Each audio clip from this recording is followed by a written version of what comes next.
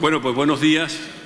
Ahora le doy los buenos días no como miembro del Consejo del Poder Judicial, sino simplemente como magistrado del Tribunal Supremo, que durante 18 años ha dedicado ha colaborado, ha contribuido a la formación de la jurisprudencia, pues que hoy no sé si disfrutamos o no, pero realmente esa es mi legitimación de estar aquí hoy presente en este foro tan interesante. Les decía antes que yo creo, por lo que he visto, por lo que he percibido, que seguimos con el ánimo de siempre, que lo vamos a proyectar para el futuro, porque vendrán nuevas generaciones que necesitarán de otro tipo de ciudades, pues posiblemente mejores que las que nosotros hemos tenido. Y yo lamento no poder cumplir con la promesa que les hice en Tarragona hace 2 años, ¿no? Yo entonces salí bastante, no digo deprimido, pero sí bastante preocupado después de aquellos debates interesantísimos que se produjeron, y la conclusión que yo saqué, que lo tenía anotado, es que la arquitectura estaba triste y que había que levantarla. Esa era un poco la idea. Y encima luego nos vino la pandemia, ¿no? Con lo cual yo no sabía cómo me iba a encontrar la temperatura anímica en estos momentos y en esta ciudad lluviosa de Bilbao, ¿no? Pero veo que la cosa va a seguir. Y digo que no he podido cumplir con mi palabra porque yo les prometí que traería a un buen amigo, que es Miguel Ríos, y que empezaríamos con el himno a la alegría, pero no es necesario porque la agenda de él, lógicamente, se lo impide, y nosotros la alegría, pues, arquitectónica y judicial, yo creo que la llevamos dentro. ¿Por qué? Pues porque tenemos delante un nuevo programa, y ese programa es el de rehabilitar las ciudades, ¿no? El programa que también ha perfeccionado pues, ya mi buen amigo Pérez, es el reto de la rehabilitación. Eso es lo que este año va a ser el hilo conductor. Hay otros elementos secundarios, como es el tema de la seguridad jurídica, como es el tema de la financiación de la rehabilitación, y luego pues el tema que también ha sido un hilo conductor de la responsabilidad de los arquitectos en todos los problemas que van obviamente surgiendo. Pero yo creo, o me quiero situar en que efectivamente este tema de la rehabilitación es el que nos debe guiar fundamentalmente, porque este es el que nos va a conducir, desde mi punto de vista, a otro tipo de arquitectura y nos va a permitir reflexionar sobre lo que hemos hecho y hacia dónde, lógicamente, debemos continuar. Yo creo que es una feliz coincidencia, ya lo han dicho varios de los intervinientes, este COP26 que terminaba ayer, con ese reto hacia el futuro, y yo creo que pone de manifiesto la globalización que tiene pues este problema. Luego verán ustedes que los problemas de la ciudad de Bilbao, en alguna sentencia en concreto, son exactamente iguales que los de la ciudad de París, ¿no? Quiero decir que los problemas urbanísticos, si bien la autonomía local sigue siendo el elemento esencial para su gestión y su buen hacer, sin embargo, la dimensión que tiene es una dimensión absolutamente global. Esto es lo que yo creo que está en el programa, esto es lo que yo creo que piensan casi todos ustedes y, desde luego, lo que pensamos, ¿no? El programa parte de una situación, ¿no?, a la cual ya también se ha hecho referencia. La situación se dice que es el de un país, España, que tiene uno de los parques de viviendas más envejecidos de Europa. Más de la mitad de los 10 millones de edificios existentes, aquí se habla de 25.700, ya seremos algo más, millones de viviendas, no responden a ninguna normativa y el 50% de las viviendas presenta problemas de accesibilidad y un elevado consumo energético y con altas emisiones de CO2. Con esto es con lo que hay que terminar. Luego el reto está servido, los arquitectos pondrán su ciencia para llevar a cabo la superación de esta situación del parque urbanístico español, y los juristas estaremos vigilando acerca de que el cumplimiento de la ley se lleve a cabo y, sobre todo, pretendemos dar seguridad jurídica a ese proceso de rehabilitación del país, de la vivienda, en ese marco al que me estoy haciendo referencia. El programa pretende que hagamos un análisis crítico de esta situación actual y que abordemos diferentes puntos de vista técnicos, jurídicos, económicos, de la rehabilitación energética, la disminución del consumo de energía final, las emisiones de CO2, que veamos cómo rehabilitar para las personas, que hagamos diagnósticos sobre los barrios degradados, que veamos el alcance que tiene esa rehabilitación, etcétera, etcétera. Y, por tanto, realmente lo que se pretende es que analicemos la rehabilitación que nos espera desde una mirada técnica, crítica, proactiva, y, por tanto, lo que pretenden estas jornadas es comparar el marco jurídico de la rehabilitación en España con lo que sucede en el resto de Europa y especialmente en los países de nuestro entorno. ¿Que hay dinero? Pues hay dinero, claro, y esto es lo elemental, ¿no? ¿Quién va a pagar todo esto? Por eso el programa lo dice exactamente, en el marco del mecanismo de recuperación y resiliencia europeo y de la componente número 2, Plan de Recuperación, Transformación y Resiliencia, se destinan 6.820 millones de euros a la rehabilitación de casi 500.000 de viviendas entre el 21 y el 23. El director general luego, lógicamente, tendrá datos más actualizados y podrá, digamos, rectificar lo que el programa es, si es que es así. Bien. Por tanto, el problema está perfectamente identificado.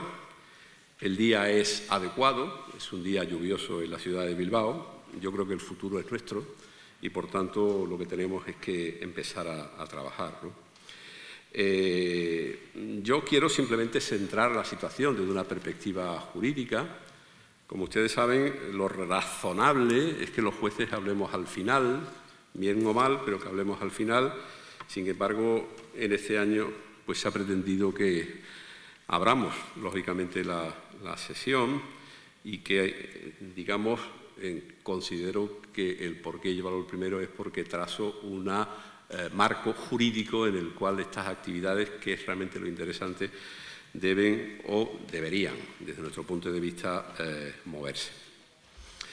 Yo hace unos mes y pico asistía muy cerca de aquí, en la ciudad de Pamplona, a un congreso internacional, que es internacional, La ciudad que queremos, que, bueno, en parte organiza pues, una fundación de un conocido de todos arquitectos, que es Francisco Mangano, y conectaba el anterior Congreso Internacional, que se había celebrado en el año 2008, que llevaba como título Menos arquitectura, más ciudad, ¿no? Y en aquel congreso del año 18, les quiero decir para que vean las cosas cómo evolucionan, ¿no? Se examinó la ciudad como un ámbito de libertad, presentando sus reflexiones desde una óptica urbana que permitió el debate sobre la ecología política de la ciudad, la movilidad sostenible y la transformación urbana. En el año 21, en el congreso reciente, que dirigió en este caso José María Esquiaga, que fuera decano del Colegio de Arquitectos de Madrid, se llama La ciudad que queremos. De menos arquitectura, más ciudad, a la ciudad que queremos. Vamos profundizando en el contenido de la ciudad. Bueno, en este segundo congreso, o sexto congreso, ya se nos dio entrada a los juristas y realmente pues, pudimos llevar a cabo nuestras aportaciones.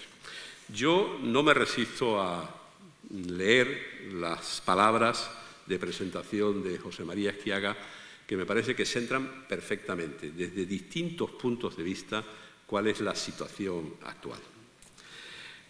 Quizá lo que mejor caracterice la condición urbana contemporánea sea una transformación de las ciudades tan profunda como la experimentada en el periodo de surgimiento de las sociedades industriales en la segunda mitad del siglo XIX y principios del XX. En el año 1950, solo un tercio de la población mundial habitaba en ciudades.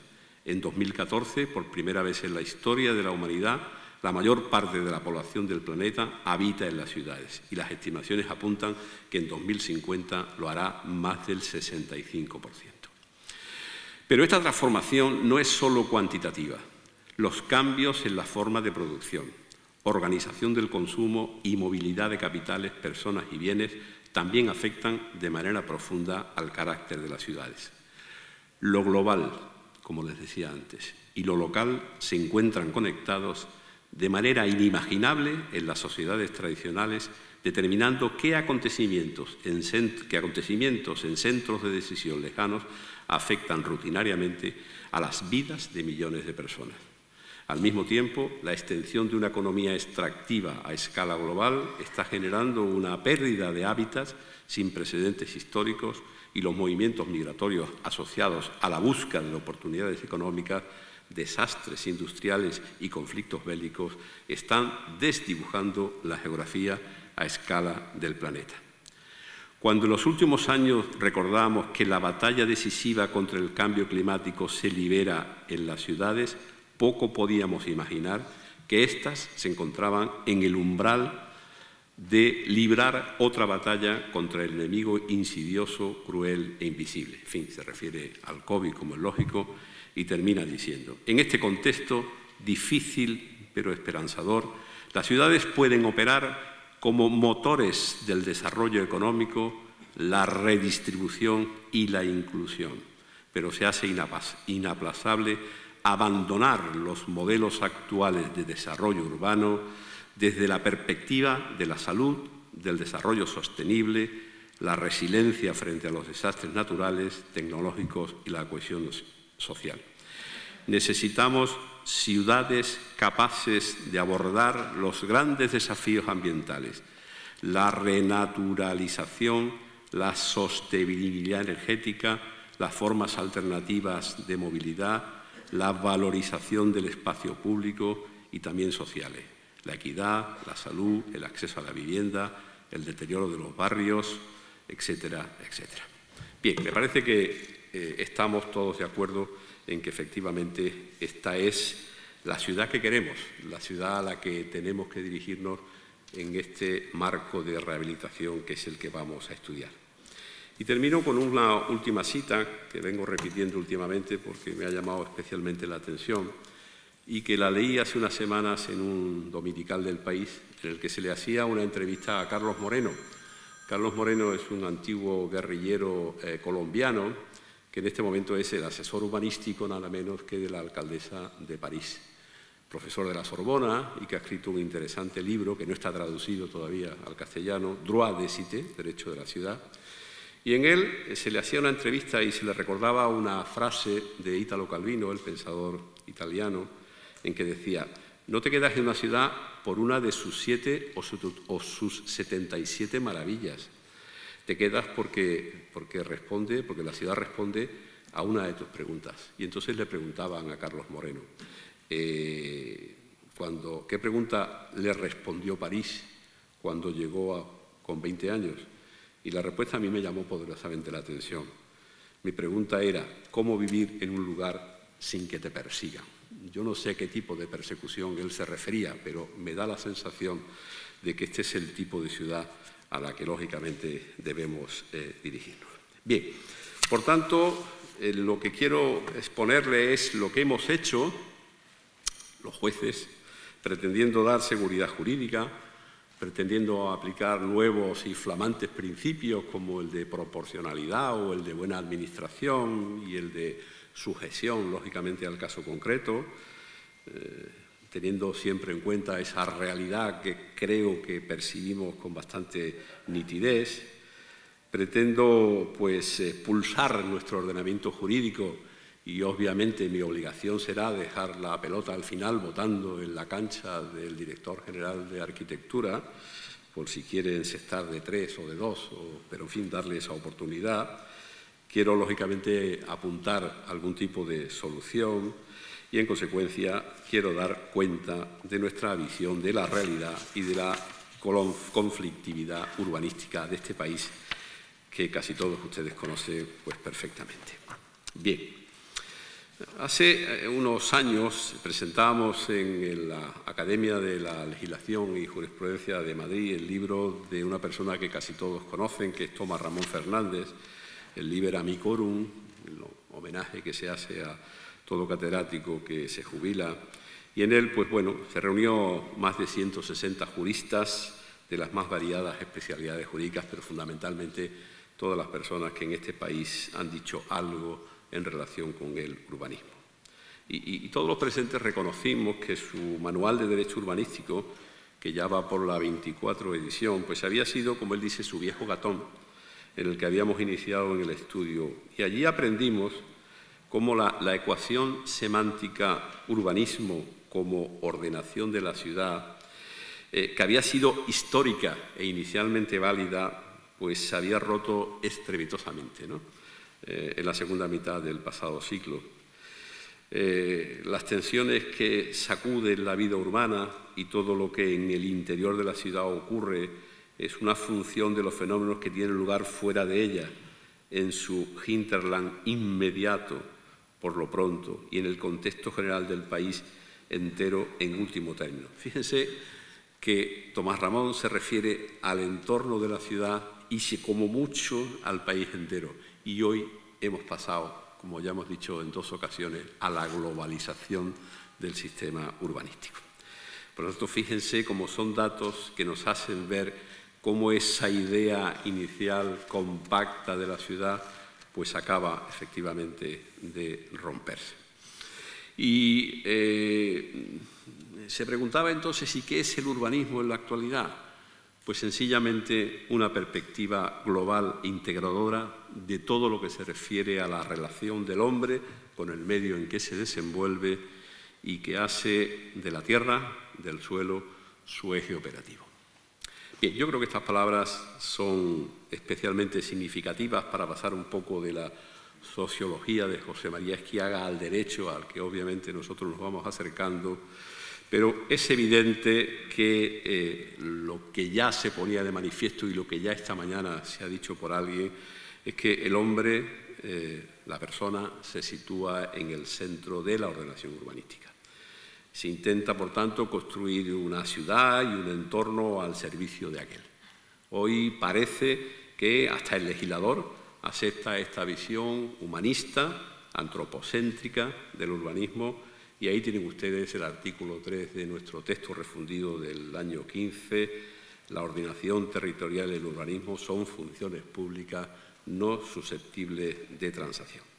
Y es muy expresivo el legislador del 15 en la exposición de motivos. Sin duda, el crecimiento urbano sigue siendo necesario.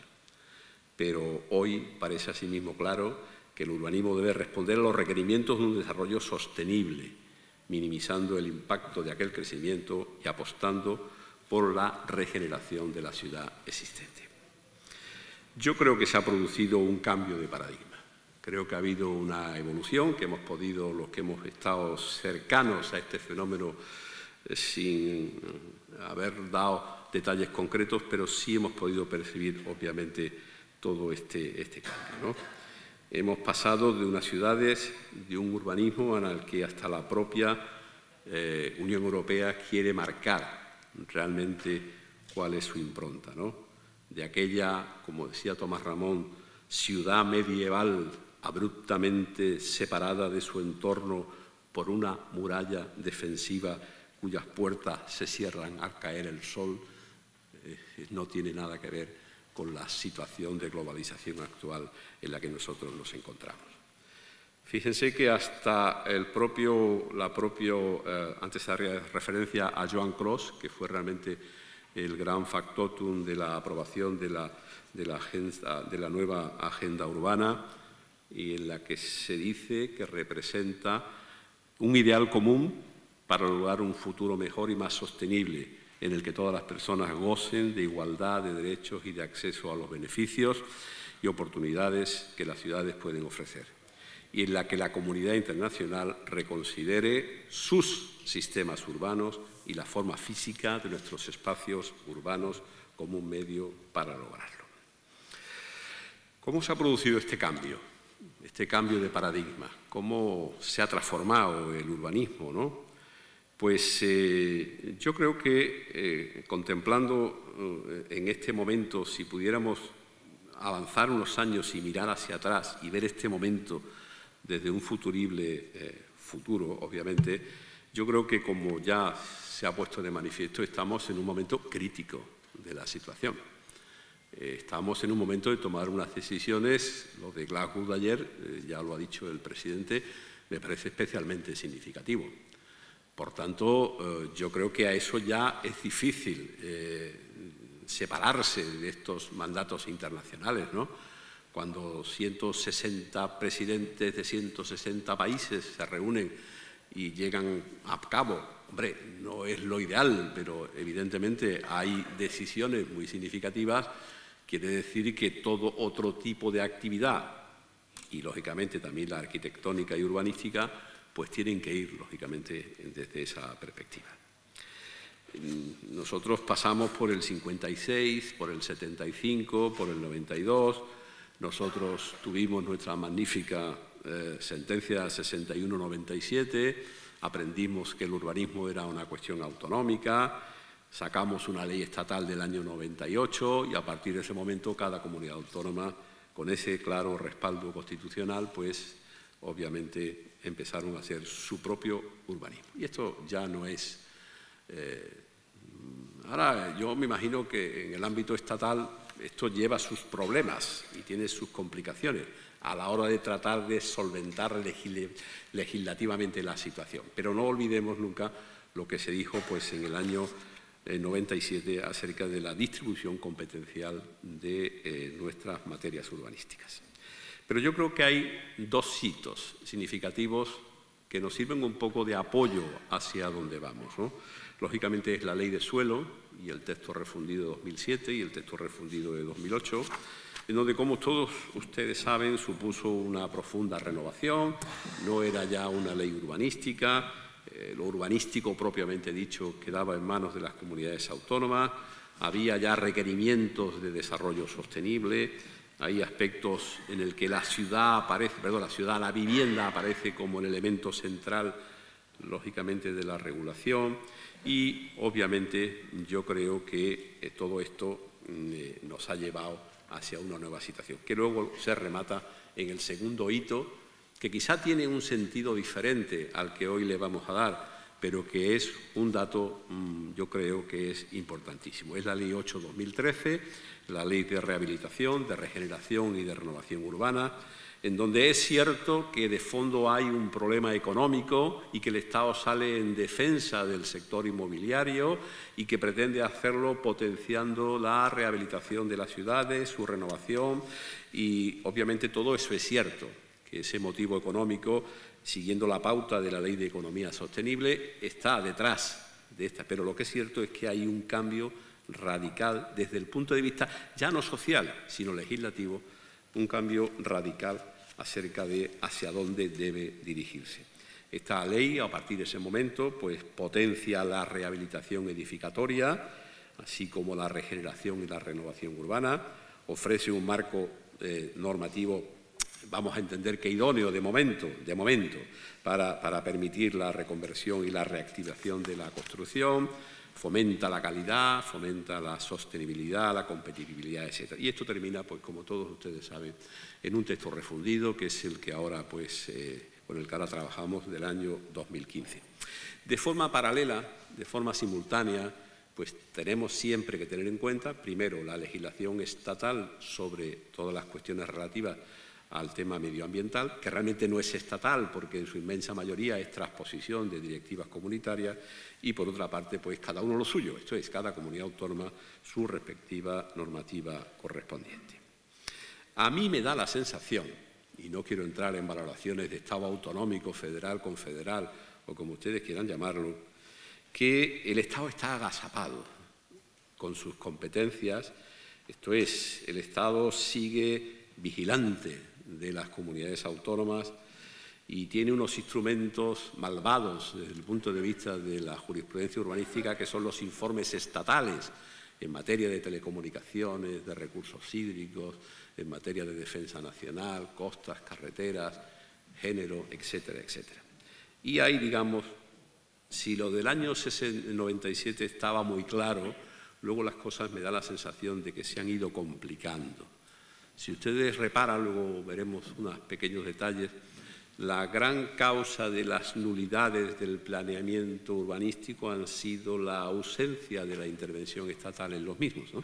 En determinadas materias a las cuales me he ido refiriendo.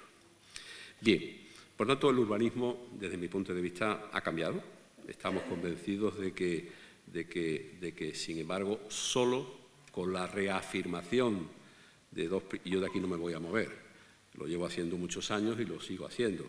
Con la reafirmación de una serie de principios esenciales, pues no podría continuar. Y para mí esos principios esenciales siempre han sido la autonomía local y la discrecionalidad técnica. Sin eso no habría urbanismo, habría otra cosa, no habría planificación, había más bien dirección, pero no realmente ese tema. Por tanto, yo creo que, hombre, es cierto que estos dos principios, hay que encajarlos en el marco del principio de seguridad jurídica y otra serie de principios, pero me parece que es esencial que esto se siga, lógicamente, afirmando.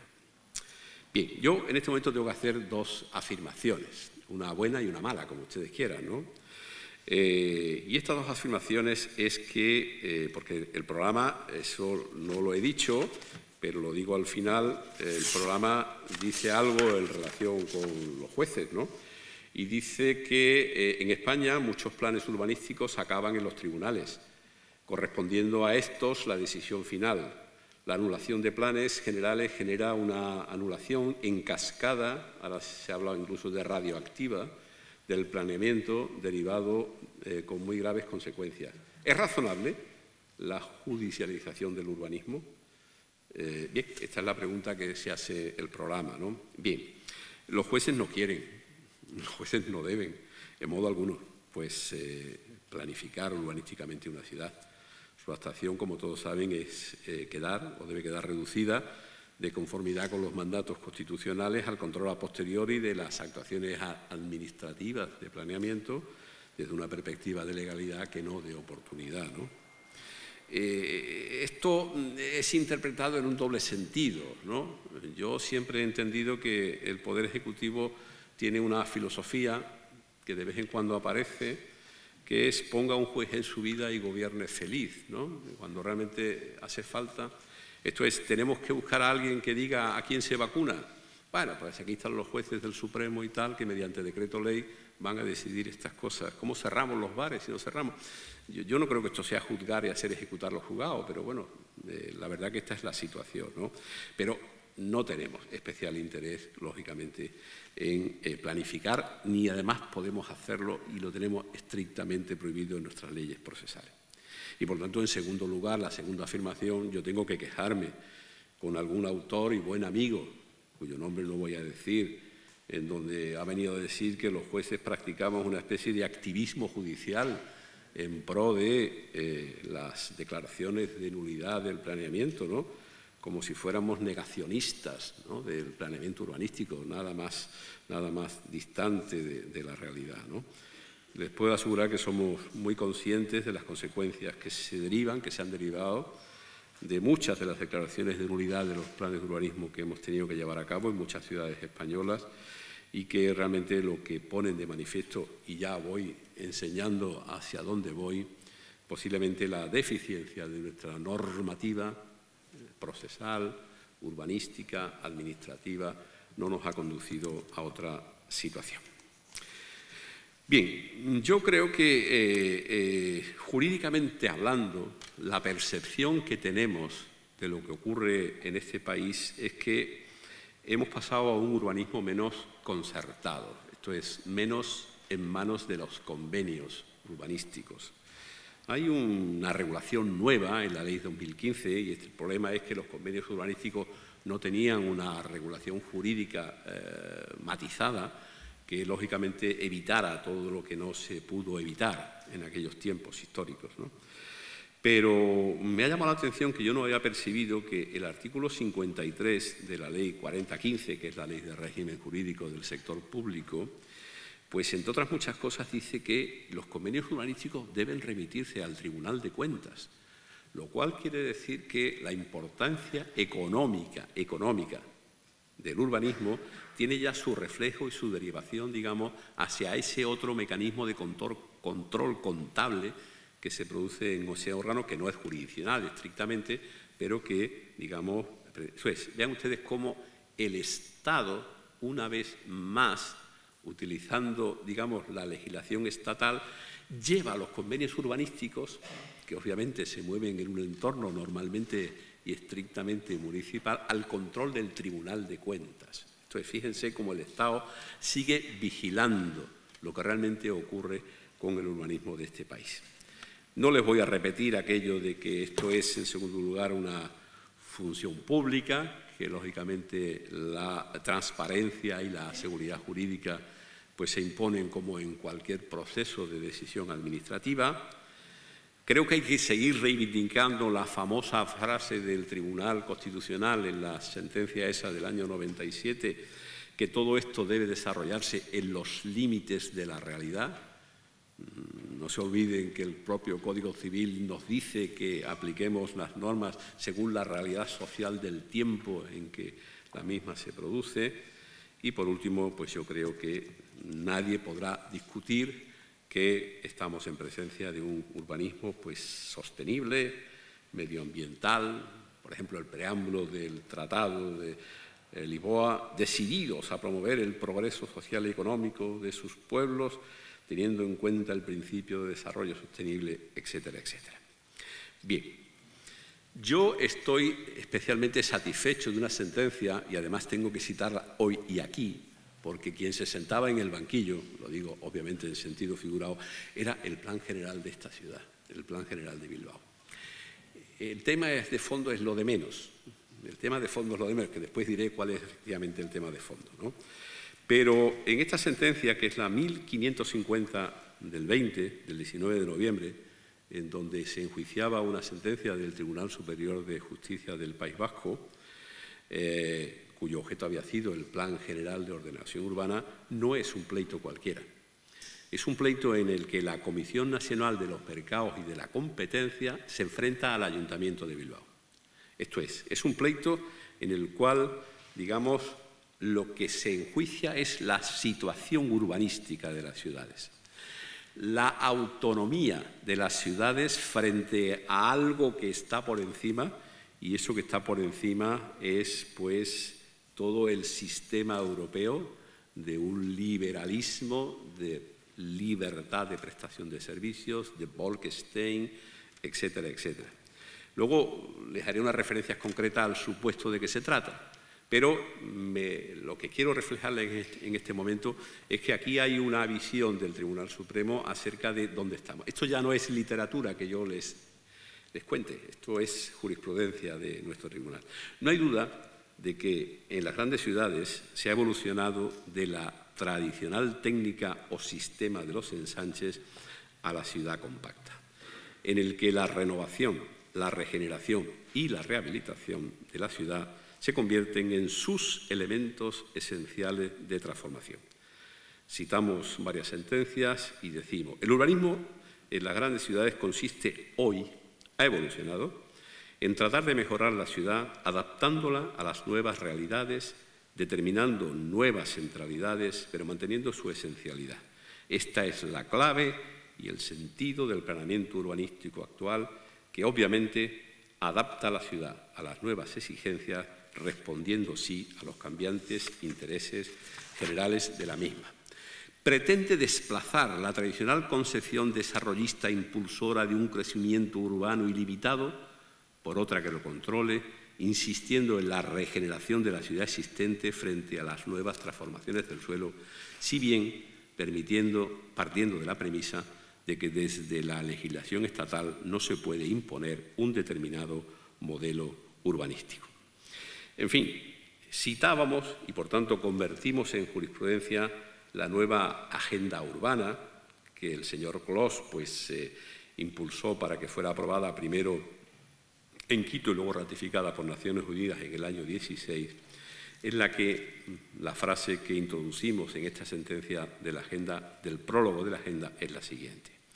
En esta era en la que vivimos un crecimiento sin precedentes de la urbanización y en el contexto del tema superior de la Agenda 2030 para el Desarrollo Sostenible, el Acuerdo de París, ahora el de Glasgow y antes el de Madrid, y otros acuerdos y marcos mundiales para el desarrollo, hemos llegado al momento decisivo en que entendemos que las ciudades pueden ser fuente de soluciones a los problemas a que se enfrenta nuestro mundo en la actualidad, y no su causa. Si está bien planificada y bien gestionada, la urbanización puede ser un instrumento poderoso para lograr el desarrollo sostenible, tanto en los países en desarrollo como en los países desarrollados. Por tanto, consideramos que hemos detectado perfectamente este desplazamiento sociológico del sentido del urbanismo y de su planeamiento en el mundo de hoy. Pero otra cosa pueden ser nuestras respuestas, nuestras resoluciones, nuestras decisiones. Por tanto, yo no me quiero venir arriba y lo que pretendo es hacer también algo de autocrítica y me tengo que hacer varias preguntas. ¿En qué medida los jueces, el Poder Judicial y en concreto la jurisprudencia del Tribunal Supremo ha podido incidir en esa evolución conceptual y real que hemos tratado de describir con mayor o menor acierto? ¿Se han respetado por la jurisprudencia del Tribunal Supremo estos principios?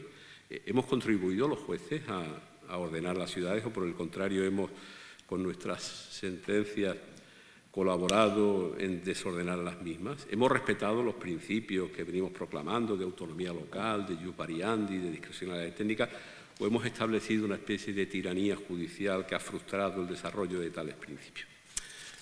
La respuesta, lógicamente, la tienen todos y cada uno de ustedes, ¿no?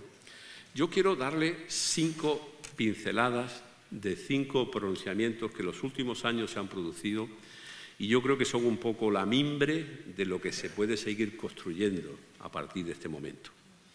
Y a continuación le voy a decir hasta dónde hemos llegado y les anticipo que creo que de ahí no podemos pasar y, lógicamente, pasamos pues la bola al legislador y reclamamos su intervención. Esto es lo que quiero a partir de este momento desarrollar, ¿no? Bien, el primer punto o la primera sentencia a la que hago referencia es la ya citada, la Comisión Nacional de los Mercados y de la Competencia y el Ayuntamiento de Bilbao. ¿Por qué es significativa? Pues porque por primera vez se dilucidaba la tensión existente entre la filosofía liberal europea que reviste o que se reviste con el manto de la competencia, contraria, como todos ustedes saben, a cualquier intento de limitación o intervención que no venga justificada por unos intereses generales, y, por otra parte, la autonomía de las ciudades para su organización interna. Porque se dilucidaba en ese litigio una cuestión tan actual y tan importante como es la relativa de la competencia de los municipios y no de las comunidades autónomas por vía de legislación turística sobre los nuevos establecimientos turísticos y el intento de atajar la denominada gentrificación de las grandes ciudades, las BUT, ¿no? Esto es, lo que se discutía es si en ese marco de liberalismo europeo, representado en el litigio por la Comisión Nacional de los Mercados y de la Competencia, tiene autonomía, sigue teniendo autonomía el municipio. Y realizamos, en realidad poco aportamos. ¿Por qué? Porque la verdad que tuvimos algunos magistrados la oportunidad de asistir en septiembre de 2020 a la vista pública que se celebró en un pleito exactamente igual, solo que allí eran apartamentos Cali, que están en el barrio de la Défense en París, contra la Prefectura de París y la Ciudad de París. Lo mismo que los apartamentos de Bilbao en relación con su plan general. Globalización en esta materia una vez más. Les leo unas breves reflexiones. Con la citada referencia, lo que destacamos es la presencia y exigencia de un urbanismo cambiante, que intenta adaptarse a las nuevas circunstancias, realidades y necesidades sociales, urbanísticas y medioambientales, y que tal fin utiliza sus instrumentos de modificación para conseguir y alcanzar la inevitable transformación de las ciudades. Y a tal fin se encuentran, y esta es la afirmación que hace el Tribunal Supremo, se encuentran legitimadas y añade, y obligadas las administraciones públicas que cuenten con competencia en el ámbito material del urbanismo. Esto es, hay hueco, sigue habiendo hueco en ese marco de la filosofía liberal europea para la gestión, obviamente, y decimos algo, ¿no? Como movimiento similar, si bien distinto, en las grandes ciudades es igualmente posible y previsible llegar a su desertización, gentrificación en determinados lugares al alterarse la forma de vida de los residentes habituales debido a la transformación, de hecho, de un uso tradicional y residencial en otro pujante y turístico, con todas las consecuencias que de ello se derivan. Pues es evidente que cuanto más auténtico es un lugar, a más gente atrae, pero cuanto más gente atrae, más se diluye su auténtica identidad. Bien, hacemos reflexiones sobre el problema que realmente tienen las ciudades y terminábamos diciendo, todo ello nos conduce a confirmar la posibilidad y la necesidad de intervención municipal en la materia, en uso y ejercicio de la potestad de planeamiento, que cuenta con un claro respaldo y legitimación democrática y que además se nos presenta como realizada por la Administración más cercana al ciudadano y articulada con un mayor grado de participación y conocimiento concreta de la realidad social. ¿Qué dos argumentos utilizó el Tribunal Supremo como causas de interés general para fundamentar la intervención municipal frente a la liberalización que pretendía y, por tanto, la no regulación, la no limitación que pretendía la Comisión? Pues acudió al derecho a una vivienda digna, que le parece que es una razón de imperioso interés general, y alegó también, en segundo lugar, la protección del entorno urbano.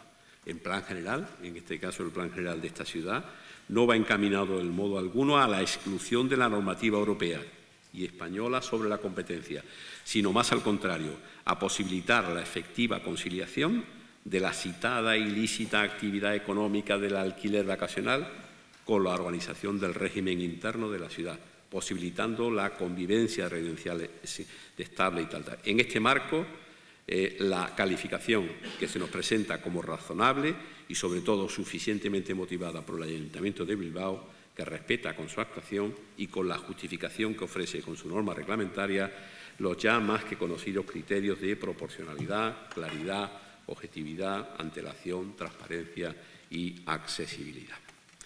Este es uno de los últimos pronunciamientos, finales del 2020, que me parece que sitúa o da fe del conocimiento que se tiene de la realidad urbanística de nuestras grandes ciudades. En segundo lugar, pues me refiero al concepto de suelo urbano consolidado y suelo urbano no consolidado. Es unas sentencias que arrancan a partir del año 2008, el asunto Guanarteme. La realidad de los suelos de las ciudades no puede quedar en manos del planificador. Venimos a decir, habría que perder tal degradación en la categorización, considerar suelo no consolidado lo que era consolidado, además de resultar ajeno a la realidad de las cosas, produciría consecuencias difícilmente compatibles con la distribución de beneficios y cargas. Un tercer, yo creo que esto dio lugar, como todos ustedes saben, a una serie de nulidades, porque mucho planeamiento se basaba en considerar como suelo urbano no consolidado lo que llevaba años consolidado, y esta línea jurisprudencial rompió con el sistema de planificación y causó, digamos, todas las nulidades que todos conocemos. En tercer lugar, quiero destacar la superación de esos conceptos y situar el litigio en lo que ahora es el supuesto que el pleito va a continuar y continuará en sucesivas ciudades, que es la distinción entre las actuaciones de urbanización y actuaciones de dotación. El conflicto, para el que conoce la realidad, es la transformación de la fábrica de Mau en Madrid y del Estadio Calderón en viviendas que han triplicado su precio, según cuentan en este momento, y es una proyección urbanística magnífica que me parece que dirige Enrique Bardají en este momento. ¿Eso es simplemente una dotación o estamos en materia de una actuación urbanística? El tema es importante. En un lado, la obligación del 30% de VPO está servida y en el otro lado no. Es evidente, ¿no? Es un tema de prueba y es evidente que es muy difícil y la línea es pues muy delgada y cuesta trabajo en función de, en este caso concreto. En este supuesto concreto, esa transformación, que ustedes pueden ver porque se está produciendo en este momento, la Sala de Madrid confirmó que efectivamente se trataba, había más que una dotación, había una auténtica actuación urbanística. y ahí hicimos algunas manifestaciones que les leo brevemente. Los antiguos y autonómicos conceptos de suelo urbano consolidado y no consolidado no cuentan ya con el papel de elementos determinantes de las nuevas exigencias derivadas de una actuación de transformación urbanística, ya que éstas miran al futuro, juegan a transformar la ciudad con mayor o menor intensidad, quizás sin romperla como ciudad compacta, y se presentan como mecanismos de transformación urbana sin anclaje ni condicionamientos derivados de la clase del suelo de que se trate. Esto es, el nivel de la actuación y sus correspondientes consecuencias no viene determinada por el nivel o grado de pormenorización del suelo a transformar, sino por el grado o nivel de la transformación que se realice en un determinado suelo y que en función de su intensidad podrá consistir en una reforma o renovación o en una simplemente dotación. Me refiero en cuarto lugar a la asunción del principio de no regresión, de creación doctrinal, y que asumimos con la sentencia de la Biblioteca Universitaria de Sevilla. La verdad que lo pasamos muy mal porque arquitectónicamente era una obra magnífica de Zaha Hadid, fallecida hace unos años, y que obviamente hubo que paralizar. ¿Por qué? Pues por la ausencia, por la colocación de una biblioteca universitaria, fin público, pero en una zona que hacía poco había sido considerada por el Plan General como verde. Hay unas frases que son muy significativas. Así, lo propio de la decisión discrecional es la elección del planificador entre las diversas opciones igualmente válidas. Pues bien, el sacrificio de una zona verde, esta expresión es de Enterría, no es un indiferente jurídico cuando el planificador realiza la elección de esa decisión discrecional. No constituyen opciones igualmente válidas para el planificador el emplazamiento de un edificio en una zona verde que sobre otros terrenos que no tienen tal cualidad. De modo que no estamos ante un indiferente jurídico entre los que se permita escoger. Ciertamente la libertad del planificador no desaparece ante la zona verde, pero sí se reduce considerablemente. Bien, y esto luego se repite en otras sentencias y se asume el principio. Nos equivocamos posiblemente en la grandiosidad que le dimos al principio, mejor dicho, a la técnica de la acción pública. Nos consta el deseo del legislador, o por lo menos del Ejecutivo, de llevar a cabo su regulación en términos similares a como aparece en el ámbito medioambiental.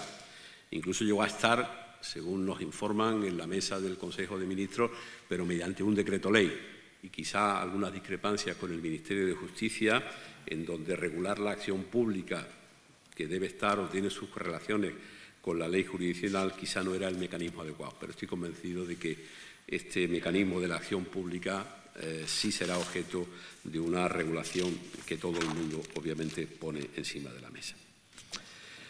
¿A dónde hemos llegado? Pues hemos llegado a que no tenemos mecanismos de dejar sin efecto nuestra concepción de los planes como disposiciones de carácter general y, en consecuencia, cuando cualquiera de los elementos que se deben incluir en los mismos pues desaparece, pues nulidad de pleno derecho, como cualquier disposición de carácter general. Por tanto, imposibilidad de subsanación, de convalidación, por carecer de efectos retroactivos, tratándose de una declaración que no se ve afectada por la circunstancia de que la nulidad sea decretada, no sea de todo el plan general, ¿no? Bien. Las causas son muchas, ¿no? Las críticas son doctrinales, las críticas son políticas, las críticas son internacionales, así nos lo hizo llegar el Consejo de Estado francés. Y, bueno, pues las causas son desde aspectos económicos, como la ausencia de estudio económico financiero o de informe de sostenibilidad económica, que cada vez cobra, obviamente, más nivel en el ámbito urbanístico y con dificultades para conjugar este tema. El problema de las evaluaciones ambientales, la última nulidad, una de las últimas nulidades es la de, ya tenía varias nulidades previas del Plan General de Chiclana, por no llevar a cabo la evaluación al final, la evaluación ambiental al final del planeamiento urbanístico, cuando lógicamente debe estar pues al principio del mismo. Ha llamado mucho la atención desde el punto de vista mediático, pero yo no le veo mayor trascendencia. Es el tema del informe de impacto de género, en donde en un primer momento no es lo mismo Andalucía que Madrid, por eso las sentencias pueden parecer discrepantes entre el Plan de Ordenación Territorial de la Costa del Sol y el Plan General de Boadilla del Monte, pero hay que saber efectivamente las exigencias que se ponen y las exigencias legales luego, digamos, no se pueden evitar que los tribunales las requieran, ¿no? En materia de costas, en materia de infraestructuras, de defensa nacional, en fin, yo creo que esto está ya todo visto y creo que es razonable la crítica doctrinal, es preocupante la crítica política, pero yo creo que hay bastante unidad de criterio en que efectivamente estas consecuencias no pueden ser las que son. El problema es que nos encontramos con dificultades desde el punto de vista jurídico para superar. Yo creo que esto demuestra la crisis del sistema, demuestra que ha habido obviamente intentos legales. Recuerden ustedes que en Tarragona llegamos a reunir a la que había sido ministra de Vivienda, Beatriz Corredor, y a la que había sido secretaria general técnica, Alicia Segovia, y prácticamente yo creo que se dieron un abrazo allí, ¿no? O sea que prácticamente había bastante unanimidad. El ministro Ábalos nos ha hecho llegar, o nos hizo llegar, mejor dicho, la necesidad de que esto saliera adelante y que le parecía bien lo que tenía en su gabinete. Y yo, pues, estoy convencido de que el director general ahora nos contará cuáles son, lógicamente, sus proyectos, ¿no? Pero yo creo que simplemente le digo que esto es absolutamente necesario. ¿Hasta dónde hemos llegado?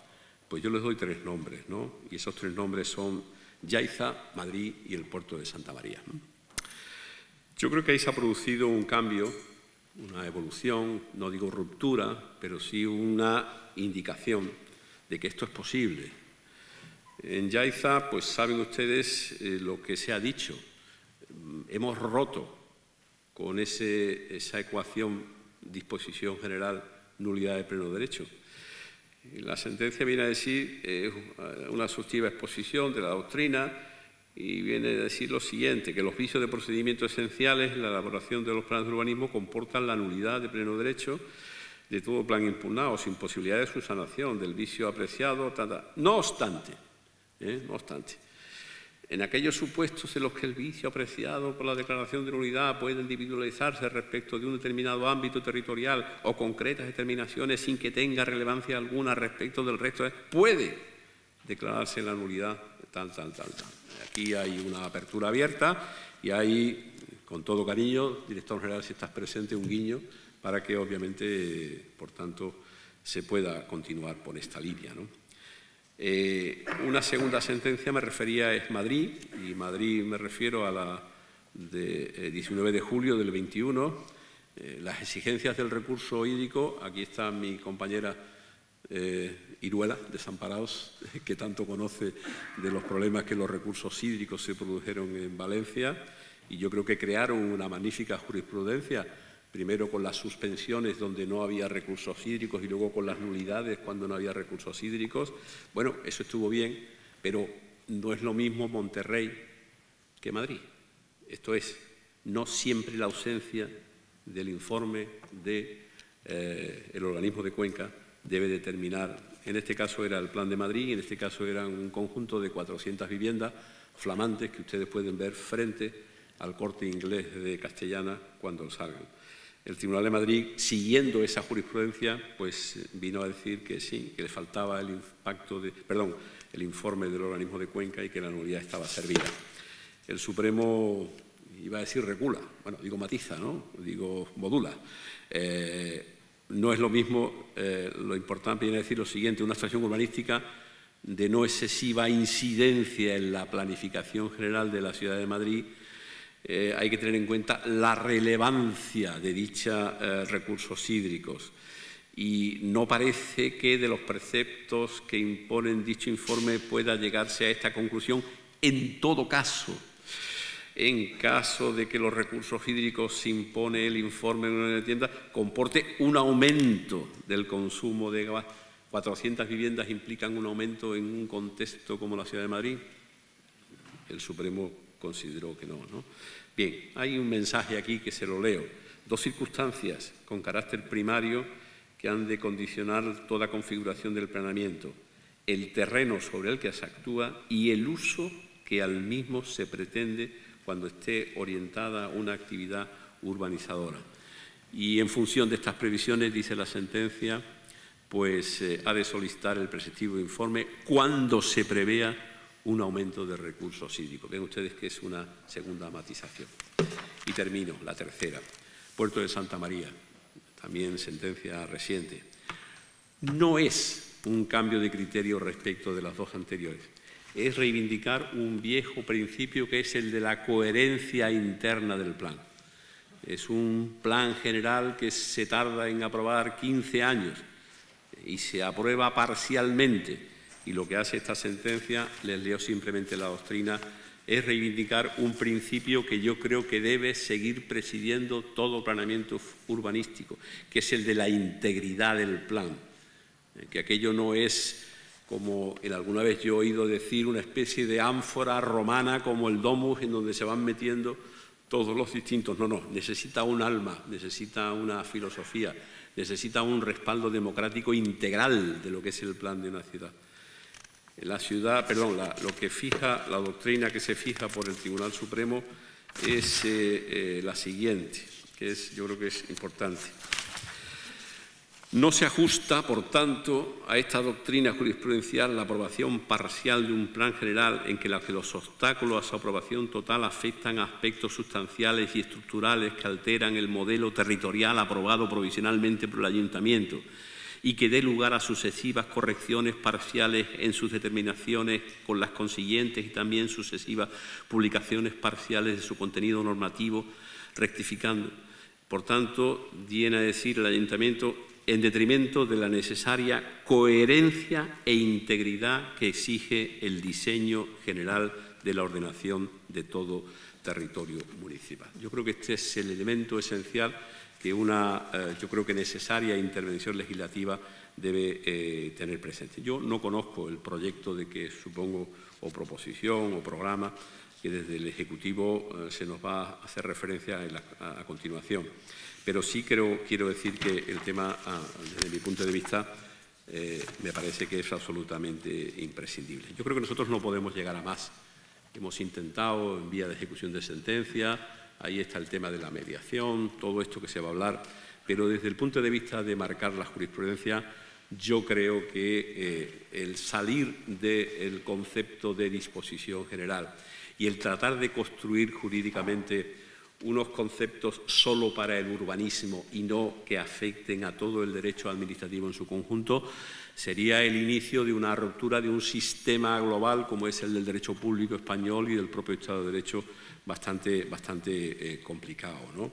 Yo creo que hay consenso internacional, consenso político, consenso autonómico estatal, ¿no? Nosotros estamos mandando un mensaje desde el punto de vista judicial, estamos deseando efectivamente. Yo sé que el problema es complicado, ¿no? Y que las dificultades del Ministerio en la preparación de este proyecto son grandes, ¿no? Fíjense que frente a la actuación estatal y la autonómica, que ya de por sí es compleja, y luego los correspondientes desarrollos locales, pues se unen que en el propio ámbito estatal tenemos hasta 3 patas distintas, ¿no? El texto refundido de la Ley del Suelo, que está en un ministerio, la Ley del Sector Público y la LECAP, la Ley de las Administraciones Públicas, y luego por la Ley Jurisdiccional en el Ministerio de Justicia, ¿no? Pero yo estoy convencido de que en este tema el Ministerio sí va a conseguir, como en otros, una coordinación, y yo pues lo que creo en este momento es que quiero desearle al director general el éxito en este proyecto duro que tiene adelante, que todos, juristas y arquitectos, pues estamos expectantes. Nosotros hemos llegado hasta aquí y creo que nuestro mensaje es de prudencia, de ponderación, de ver el caso concreto como corresponde a la función jurisdiccional y, por tanto, yo pues, creo que, aunque tiene evidentemente muchas dificultades sacar adelante y lleva tiempos e intentos, yo estoy convencido, dada su juventud y su fuerza y su conocimiento y ser un aguerrido arquitecto, pues que con ese proyecto va a contribuir a lo que nos preguntábamos al principio, a la rehabilitación de este país. ¿Y nosotros qué haremos? Pues intentaremos seguir dando seguridad jurídica, que para eso estamos en este mundo. Muchas gracias.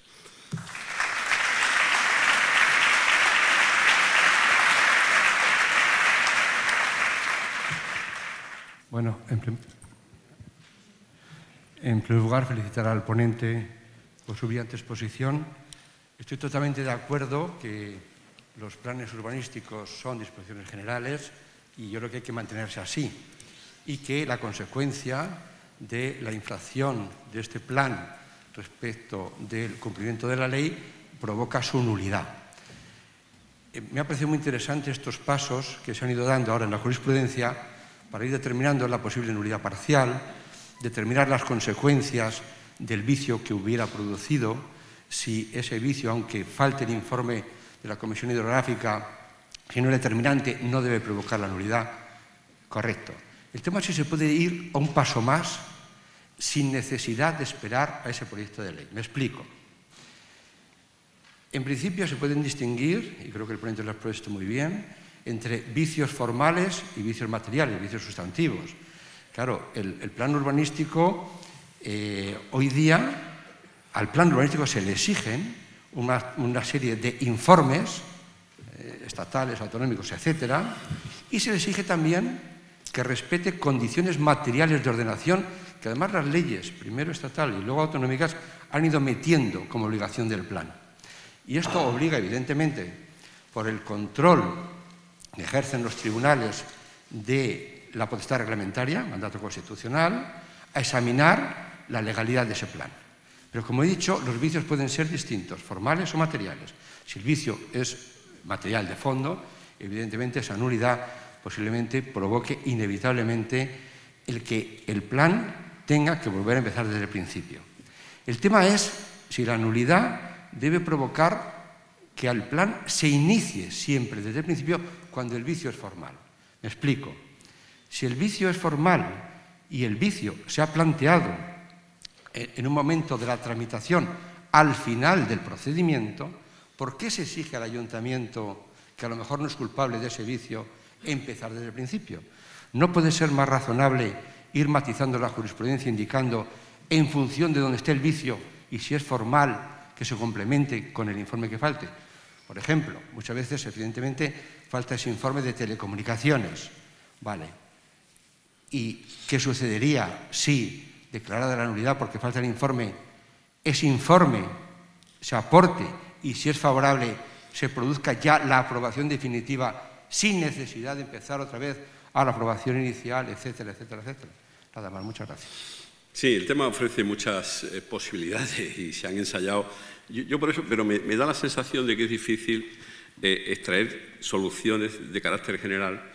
Por eso el tema de Yaiza o el tema de Madrid son temas puntuales y se aprovecha la oportunidad para tratar de marcar una línea, ¿no?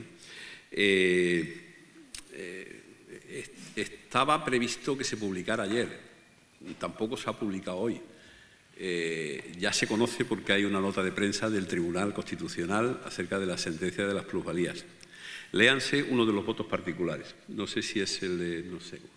En ese voto particular, lo único que se discute es, el magistrado pretende que la nulidad que se ha producido o que se va a producir el día que se publique en el BOE la sentencia, pretendía que se pospusiera durante un año. ¿Para qué? Pues salvar al soldado Ryan, esto es salvar al Estado en su recaudación económica. Y al final, bueno, el Constitucional, que puede hacerlo, ha decidido en esta ocasión no hacerlo. Y, por tanto, a partir del día en que se publique la sentencia, el Estado sencillamente no puede cobrar un impuesto. Con todo lo que eso, no el Estado, sino los ayuntamientos no pueden cobrar ese impuesto, ¿no? Esta es una de las opciones, efectivamente, que existe, ¿no? Y, obviamente, yo lo he calificado de sentencia abierta, en donde, bueno, yo no dicto sentencia, como hace la Unión Europea, en determinados asuntos. Si usted me trae, efectivamente, el informe de telecomunicaciones, pues yo... Pero me parece que hay también, Ramón, otra línea que es interesante. Es decir, ¿usted por qué quiere la nulidad del plan? No, mire usted, a mí el plan, pues como que me da igual, ¿no? Yo lo que realmente quiero es lo mío. ¿Y lo suyo qué es? Hombre, que mi parcela es urbana. Bueno, ¿y entonces a usted qué le importan las telecomunicaciones? Sí, sí, es que es un vicio formal. Sí, pero ¿usted qué quiere? ¿Cuál es su pretensión? O sea, el entender que alguien que lo que quiere realmente es una clasificación, calificación, sectorización, asunto concreto, determinado, tal, ¿cómo dispara? Pues sabe el daño que hace disparando al conjunto. Yo por eso lo conectaba con el tema de la acción pública, aunque se tenga un interés concreto. Esto es, ¿usted realmente qué es lo que quiere? Yo quiero que mi terreno sea urbano, perfecto. Y para eso, ¿a usted le molesta lo de la carretera, lo de las comunicaciones, lo otro? Hay que ir, los vicios son los vicios y tienen carácter formal y evidentemente desde una perspectiva global del tema. Otra cosa es que venga Orange o venga Movistar y diga, oiga, mire, que es que me obligan a no poner. Bien, es otra cuestión distinta. Realmente ahí el fondo sí es el problema de telecomunicaciones y no se ha emitido el informe. Pero realmente a alguien que no tiene, digamos, esa relación directa, a mí me parece importante. Yo creo que es un momento de una transformación legal que me parece muy, muy, muy importante, porque es complicada, porque hay que jugar con distintas normas legales. No podemos hablar de una nulidad y una anulabilidad solo para el urbanismo. No podemos crear solo unos parámetros en nuestra ley jurisdiccional solo para el urbanismo, rompiendo con los esquemas generales. Pero yo creo que ya todo el mundo ha hablado y que evidentemente y hay un buen momento, y hay 2 años todavía por delante, me imagino, para que, digamos, esto pudiera obviamente salir. El meternos en una nueva legislatura sin esta ley aprobada puede ser muy complicado para todos ustedes los arquitectos y para nosotros que tendremos los conflictos, ¿no? Sí.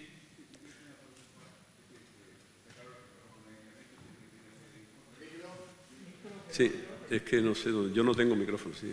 Por ahí, está aquí.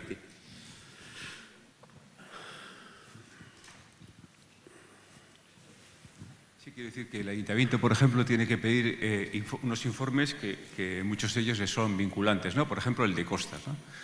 Bien, está claro que los tiene que cumplir y tal. Pero ¿qué ocurre, por ejemplo, si un ayuntamiento pide un informe de costas y tiene razones jurídicas de peso para discrepar? Quiero decir, porque está claro que también los informes también tienen que adaptarse. Es decir, lo mismo que las resoluciones de las administraciones se tienen que adaptar al ordenamiento jurídico, también los informes tienen que ser, no son arbitrarios, sino que, digamos, son informes que tienen que producirse conforme a la ley. ¿Y qué pasa si, por ejemplo, discrepa de ese informe con razones jurídicas de peso? ¿Está capacitado para poder aprobar motivando su discrepancia? ¿Cómo puede hacer? ¿Tiene que recurrir al 44.2, por ejemplo, de jurisdicción, para plantear un conflicto con esa administración? Un poco... Sí, el mecanismo que se ha establecido, y es un mecanismo que le dio sus bendiciones el Tribunal Constitucional, es que, bueno, no sin más, hay derecho a discrepar, ¿no? Y el tema más hace referencia a costas, pero yo creo que lo más significativo es en materia de puertos, ¿no?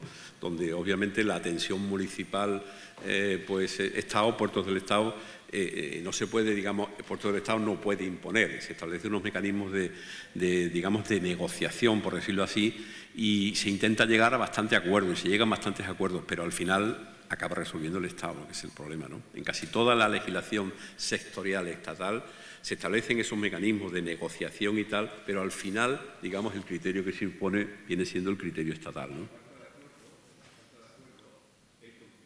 Sí, claro, evidentemente lo que está diciendo es lo siguiente, lo que me parece que, y tiene toda la razón. Lo que está diciendo en el caso de discrepancia, efectivamente, yo creo que el tribunal está perfectamente legitimado para analizar esa discrepancia y no tiene que asumir, pese a su carácter vinculante y pese a ese carácter que tiene, es evidente que el ayuntamiento tiene legitimación para discrepar del contenido del informe y creo que eso se puede perfectamente judicializar.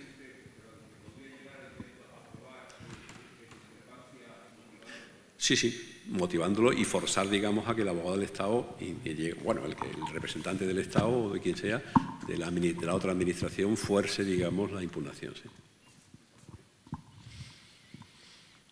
Bueno, pues muchísimas gracias. Les deseo que lo pasen muy bien.